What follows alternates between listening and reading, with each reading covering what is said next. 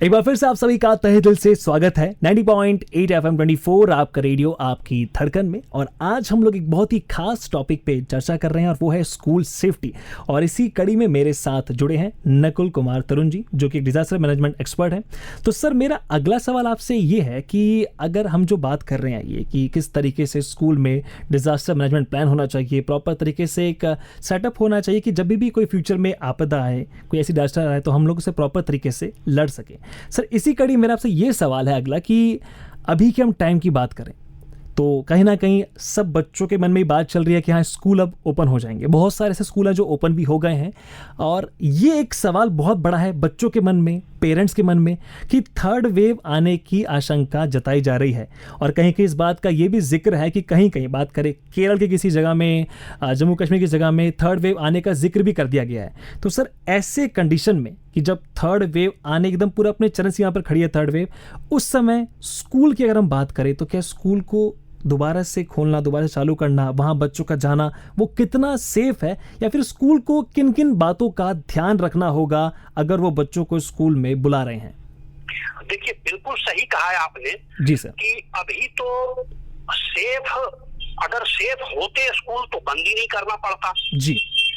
तो अब इसका मतलब ये है कि सेफ नहीं थे, अब उसे सेफ बनाना है जी। और मैंने शायद शुरू में भी कहा था जी सर कि केवल बंद करके खोल देने से स्कूल सेफ नहीं होगा, सुरक्षा के प्रबंध करने पड़ेंगे। बिल्कुल। सुरक्षा का प्रबंध क्या होगा? सुरक्षा का प्रबंध ये है कि अब हम लोगों को ये पता होना चाहिए कि बच्चे जब हमारे स्कूल में आए तो एक सोशल डिस्टेंसिंग का जो कंसेप्ट है कि हम 6 फीट की दूरी पे बिठाए बैठे हैं। जी सर।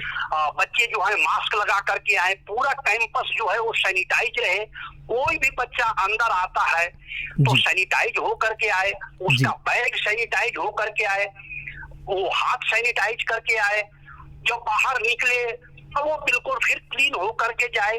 तो एक सेफ्टी कल्चर डेवलप होगा और वो करना पड़ेगा हम लोगों को जी। तब जाके वो इन्वायरमेंट सेफ होगा। क्योंकि देखिए, आज कोविड है जी, कल कोविड का बड़ा वर्जन, अभी डेल्टा आ गया, कल उसका बड़ा भाई कोविड आ जाए, उसका कल कोई और कजन आ जाए जी सर। तो इसका मतलब तो स्कूल हमेशा बंद तो नहीं रखेंगे ना जी।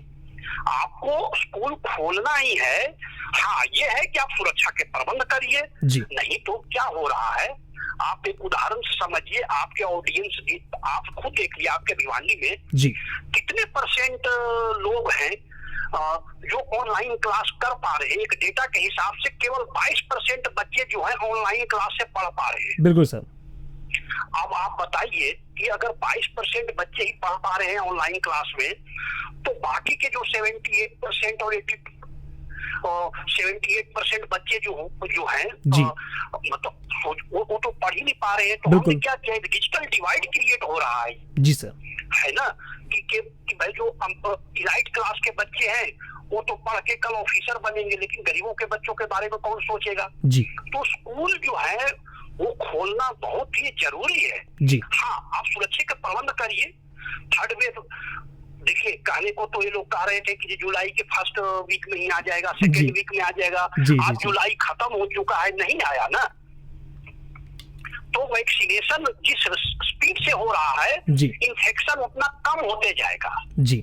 सर, मेरा एक और सवाल आपसे, ये आपने जी आपने सर वैक्सीनेशन जिक्र किया, तो सर जैसे कि हम बात करें बड़ों में, तो बड़ों में अगर बड़े ऑफिस जा रहे हैं या कहीं बाहर जा रहे हैं तो एक चीज़ का जिक्र बड़े बहुत करते हैं कि हाँ मैं वैक्सीनेटेड हूँ, मैंने अपनी दोनों डोज ले ली है तो मैं अभी सेफ हूँ।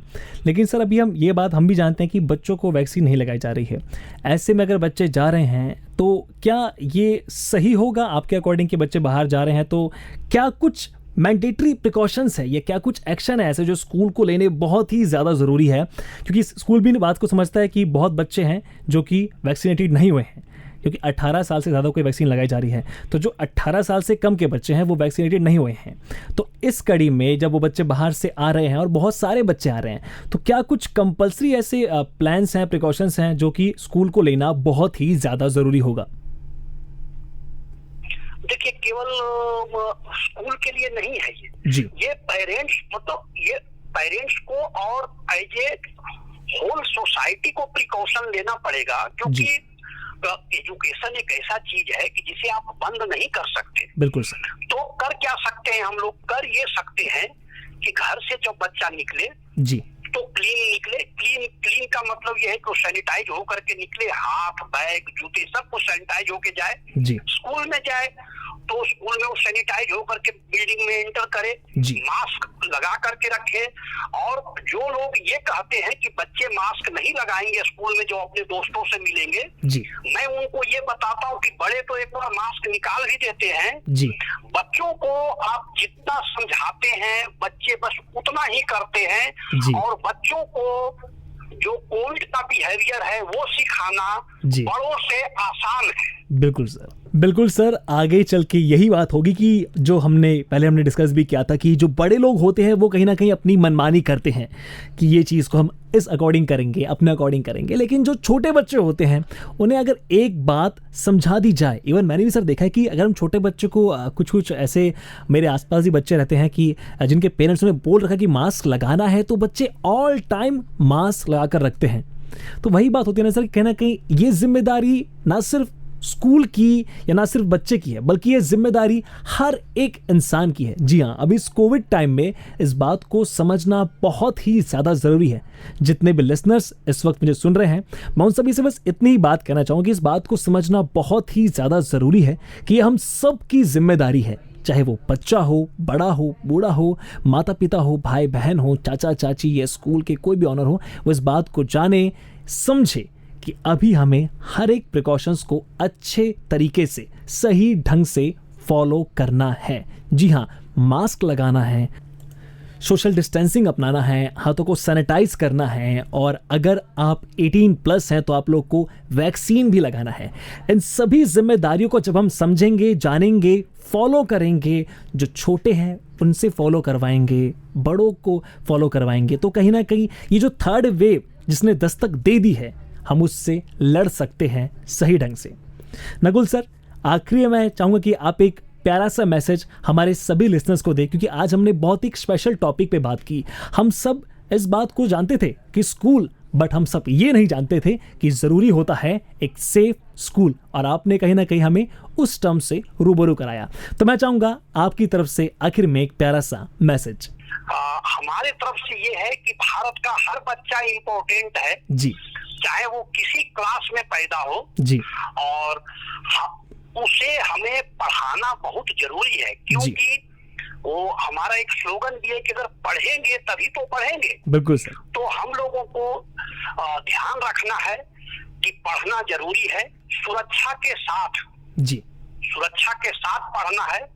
हमारा पढ़ना अधिकार है, हमें गवर्नमेंट ऑफ इंडिया ने राइट टू एजुकेशन दिया है। जी, लेकिन उसमें केवल राइट टू एजुकेशन नहीं, हमारा राइट है सेफ एजुकेशन, कि हम पढ़ें सुरक्षा के साथ। जी, तो हम अपने स्कूलों को भी जाके कहें कि भाई आपने अपना स्कूल डिजास्टर मैनेजमेंट प्लान अब तक क्यों नहीं बनवाया। जी, हम एज ए पेरेंट्स, आप देखिए आपके बच्चे का एक वाटर बोतल भी स्कूल में छूट जाता है तो आप स्कूल को लिख के, डायरी में लिख के कहते हैं कि जी हमारा वाटर बोतल छूट गया, जी, जी, हमारा इरेजर खो गया, हमारे बच्चे का टोपी खो गया। जी, आपको राइट है, आप पूछिए स्कूल अथॉरिटी से कि जी आपका स्कूल सेफ है क्या, आपने डिजास्टर मैनेजमेंट प्लान बनवाया क्या, आपने इवैक्यूएशन मैप बनवाया क्या। जब आप 5 बार पूछेंगे तो स्कूल जरूर करवाएगा और स्कूल सेफ बनेगा, और जब सेफ बनेगा तो हमारे बच्चे वहाँ सेफ रहेंगे